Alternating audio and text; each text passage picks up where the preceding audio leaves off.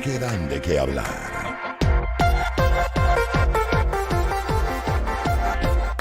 Con Gladys Rodríguez. Bueno, este es uno de los tantos hechos que da de qué hablar. Pongo en contexto nuevamente para ya presentar a nuestro invitado. Y lo leo del nacional.com, el recuento de las palabras de Maduro, quien ordenó construir un poderoso sistema tributario nacional que capte la riqueza que se va creando para que ésta pueda invertirse en salarios, seguridad social, vivienda, salud, educación, en todos los derechos sociales, dijo textualmente. También que la vía para ello es que se recaude más recursos a través del pago de impuestos y citó como ejemplo los sistemas tributarios de Estados Unidos y Europa. Y lo cito. Para poner dos ejemplos, los más conocidos por nosotros, Estados Unidos y Europa. En el capitalismo clásico o el capitalismo que ha logrado esos niveles de desarrollo, uno de los elementos claves es el pago de impuestos. Se paga impuestos hasta por respirar. ¿Y qué hace Estados Unidos con ese impuesto? Establece una poderosa infraestructura, dijo Maduro, y agregó: Estados Unidos y los países europeos construyeron poderosos sistemas de seguridad social para toda su población, poderosos sistemas de salud pública, poderosos sistemas de protección a la vivienda. ¿Y eso lo hicieron con qué? Con sistemas tributarios poderosos. Insistió en que a mayor recaudación de impuestos a través del cumplimiento de las normas tributarias, mayor riqueza tendrá el país para invertir en la seguridad social de los venezolanos, que la captación de impuestos es una de las grandes vías de captación de la riqueza que se crea en la sociedad. Y con la captación de esa riqueza, la posibilidad de invertir en la economía, en los equilibrios macroeconómicos tan importantes, invertir en los equilibrios micro y macrosociales del derecho al alimento, al salario, a la seguridad social, a la vivienda, a la educación, a la salud, la recreación y a la vida en general, argumentó. Ahí me detengo para analizar este tema con quien es además especialista en finanzas, en negocios internacionales, abogado Ignacio Sánchez López. ¿Cómo está? Bienvenido. Hola, ¿qué tal? Buenas tardes, Gladys. Encantado de estar en tu programa. Sí, yo escuchaba esto y bueno, sí, esto es parte de un modelo capitalista que fue cuestionado pues durante tanto tiempo, ¿no? Pero aquí estamos hablando de esto dentro del mismo sistema la verdad es que uno reflexiona sobre el tema particularmente porque en Venezuela no es que no se cobran impuestos. En Venezuela se vienen cobrando impuestos y ya tenemos el CENIAT creado hace ya cierto tiempo en el cual se hace una serie pues, ¿no? de declaraciones mensuales y anuales y uno la pregunta que se hace es, bueno, con ese dinero, ¿qué es lo que realmente no se logra? Porque el punto principal en la recaudación es definitivamente la administración que se haga con esos recursos para que ese dinero llegue nuevamente, retorne a la misma población con calidad de servicio, con desarrollo de infraestructura, como él mencionó, por ejemplo, en países de primer mundo como Estados Unidos o en algunos de Europa. Sí, así es, Gladys. Hay un mecanismo que está establecido en la Ley de Presupuesto Anual de la Nación, que es que incluso es un estudio que sale del Poder Legislativo, en donde se establece cuál es el presupuesto para que todo eso que tú acabas de mencionar pueda ser cumplido ya en concordancia con el Poder Ejecutivo, y para eso tienes la administración pública, tiene un órgano de recaudación que para nosotros, en muchos países se llama el fisco, Hacienda, para nosotros es el CENIAT, ¿no? ¿Qué ocurre aquí? Que es a través de la recaudación de impuestos que el Estado tiene que velar porque ese presupuesto anual de la nación se cumpla. ¿En qué? En materia social, educativa, cultural, en materia de salud, y eso está bien, eso está establecido en casi todas las constituciones del mundo, por no decir todas, pero es que si vamos al punto medular del asunto, no es la recaudación la que garantiza que se genere ese estado de riqueza de la cual el presidente Maduro ayer dijo que se podía lograr a través de constituir un gran poder tributario. No, caemos en lo mismo, Gladys.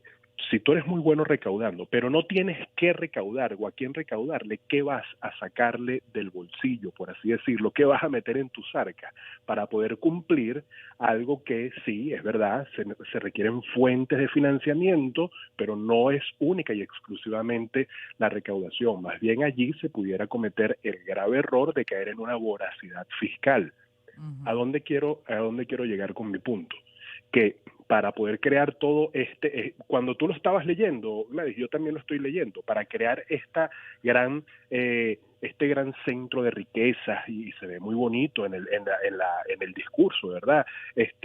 Que garantiza inversiones microsociales, macrosociales, el derecho al alimento, solamente puede ser alcanzado, Gladys, a través de la producción. Los países ricos son ricos porque son productivos, competitivos, invierten en tecnología.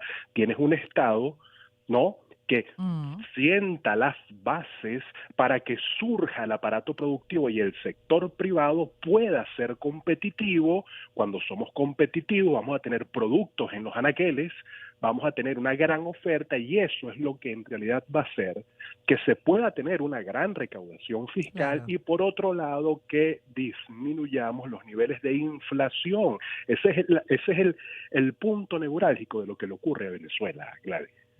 Ujú, Dicho entiendo. en dos palabras. Sí. Claro, porque poderoso sistema tributario tiene que ir de la mano de una poderosa producción, si no, ¿cómo esa ecuación se puede cumplir? Porque la gente con un porcentaje tan alto de la población, además con un poder adquisitivo disminuido, ¿de dónde se saca Correcto. ese recurso, no? ¿Cómo podrían Michael, establecerlo? Y además ya claro, tenemos impuestos, ese es el punto, que ya existen impuestos no, donde se no, está es que recaudando. Entonces, y un sistema jurídico que no tendría que envidiarle a cualquier país del mundo. O sea, el CENIAT en algún momento tuvo una capacidad de recaudación muy buena. Sí, ujú, hemos tenido grandes niveles de déficit fiscal. ¿Cuál es el déficit fiscal? Que el Estado no es capaz o no tiene la capacidad de recaudar lo que debería, entonces tiene un hueco en el gasto público, por ejemplo. Entonces tiene que recurrir a otro tipo de mecanismos para poder sacar dinero y ahí caemos, porque una cosa va de la mano de la otra, Gladys. Ahí caemos en el tema inflacionario, en la impresión de dinero que no tiene un respaldo en las arcas de reservas internacionales del Banco Central de Venezuela. Todo lo que está circulando en la calle debería tener su par en reservas, en activos de la nación, que son activos de largo plazo, por así decirlo, oro, mm, diamantes, títulos de inversiones, etcétera. Pero la recaudación como tal es efectiva en la medida que yo tenga un sistema empresarial productivo sano. Michael robusto. Porter Michael Porter Gladys, que es el padre de la gerencia administrativa. Él sigue siendo titular en Harvard University en dicha cátedra.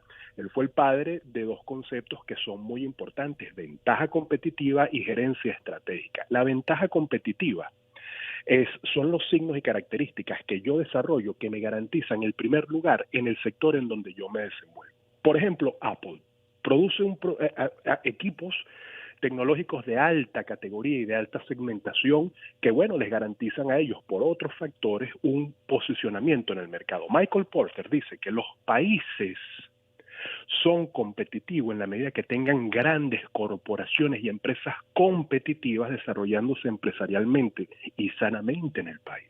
Mm. Entonces, en los modelos como la Unión Europea, y dicho esto, yo que conozco muy bien el sistema tributario español, España tiene, de verdad que la disciplina fiscal es fuerte. Pero claro, ¿cuántas empresas productoras, exportadoras tiene España? Estados Unidos es el país que más aporta en el PIB global, el país que más produce, por así decirlo, ¿no? A nivel mundial. Y en segundo lugar tenemos a China. Bueno, estos dos países se pueden dar el lujo de tener un sistema de recaudación que permita la redistribución, la reinversión de esa recaudación fiscal, pero porque tienen un sano tejido empresarial, tienen empresas compitiendo en todos los sectores y el Estado favorece esa competencia, no interviene, no expropia, no compite de tú a tú con los productores, no permite que las importaciones sean más beneficiosas que comprarle al productor local. Mm. Entonces, sí, le está muy bien lo que anunció el presidente Nicolás Maduro en el Consejo Nacional de Economía Productiva, celebrado el día de ayer, pero no es a través de la recaudación fiscal, es a través de políticas económicas y Efectiva. también, claro, efectivas y políticas monetarias acertadas, porque recordemos que al Banco Central de Venezuela se le está saliendo un poco las manos el tema del control de la inflación y del dólar paralelo. Sí, y de hecho también la pregunta que uno se hace con relación a, por ejemplo, el impuesto a las transacciones en dólares, porque ya eso también está ahí, eso está recogiendo plata en dólares, ¿no? Bueno, esa moneda que dentro de lo que cabe entra de esa situación tan inestable económica nacional, pues le puede permitir tener un poquito más de, ¿no? De estabilidad al gobierno dentro de ese ingreso. Entonces, ¿cuánto representa para lo que es el presupuesto esa recaudación de lo que transita en dólares? Bueno, fíjate que ese es un tema muy importante porque a principio de año todos teníamos la sensación en Venezuela, los que aún vivimos acá, de que la economía, ojo, la economía no se recuperó. tú lo dijiste en uno de tus bloques anteriores, Sí. después de una merma del 80% del Producto Interno Bruto, que crezcamos así sea en el escenario más optimista, 10, 15%, todavía tenemos un 75% por recuperarnos. Entonces, fíjate, Gladys, el año comenzó muy bien, uno sentía cierto optimismo porque la gente, el venezolano, básicamente se dolarizó de hecho, de facto. O sea, hay una, Sí. o como dicen los economistas, que son los especialistas en la materia, han, se han transado, el venezolano comenzó a transarse en dólares, dándole un poco la espalda al bolívar, pero recordemos que hasta ese entonces el Estado solamente podía recaudar a nivel de bolívares. Ujú. ¿Qué es lo que ocurrió? Veníamos muy bien, la economía estaba dando muy buenos síntomas de recuperación, avanzando en pasos correctos, y vino la ley de impuestos a grandes transacciones financieras que le dio un frenazo, pero terrible, que al día de hoy estamos viendo las repercusiones. Ya Mm. esas proyecciones que daba, eh, por ejemplo, el Bank of America, Bloomberg, de un crecimiento para este año del 5, del 7, del 15, del 20%, yo no creo que esas proyecciones al son de hoy, como va la economía, se puedan alcanzar, porque la ley lo que vino fue a meterle un poquito de miedo al empresario que está luchando, Gladys, que encontró en las criptomonedas y en el dólar una medida de poder, bueno, facturar sus productos y servicios. Ahora no, porque sobre eso hay un recargo del 3%, ese costo se le traslada al consumidor, y eso lo que ha Ujú. venido es a incrementar los costos que al final lo paga la población. Ujú. Tuvimos que volver al esquema de pagos en bolívares, recaudaciones en bolívares.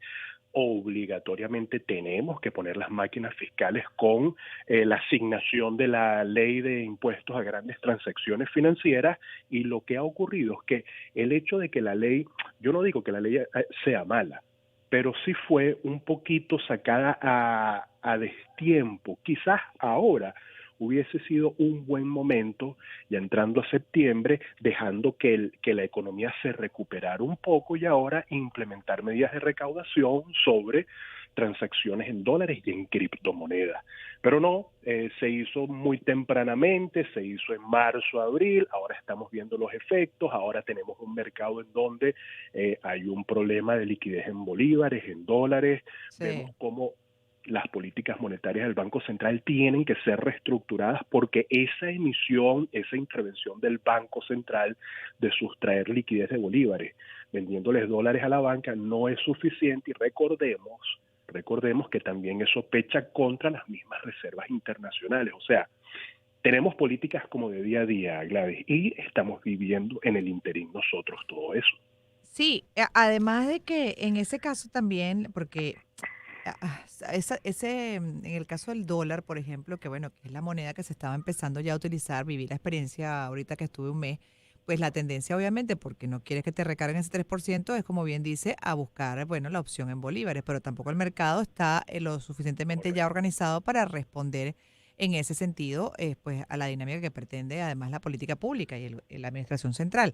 Entonces, ahí la pregunta es que dentro de esos tiempos y de cara a generar actividad y la producción que usted menciona, tan importante para el desarrollo, el avance de Venezuela, realmente en este año podría haberse contemplado lo que usted menciona, porque dice para septiembre, octubre, pero igual todavía yo percibo, como venezolana que también ha vivido la dinámica del país, que es prematuro, porque todavía la gente está medianamente organizándose, medianamente empezando a, bueno, mire, ok, esto es lo que hay, con lo que hay, ok, déjame ver cómo sigo, y ¡pum! Te lanzan entonces por este lado, y ¡pum! Te lanzan por Sí, otro. Entonces, sí. ahí la pregunta es si realmente hasta incluso estos meses de 2022, saliendo de pandemia, con crisis en Ucrania, estábamos para eso.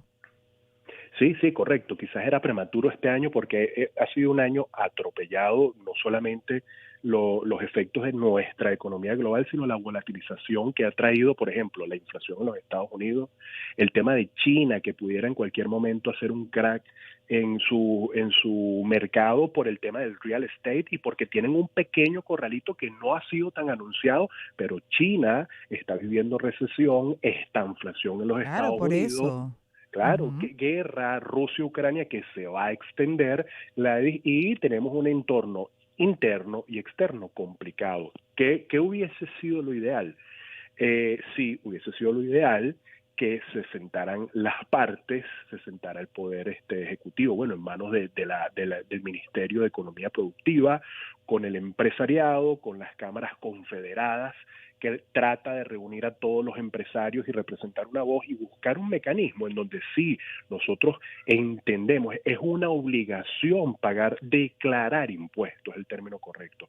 Pero, oye, hay un principio en la Constitución, Gladys, que se llama el principio de la no confiscatoriedad.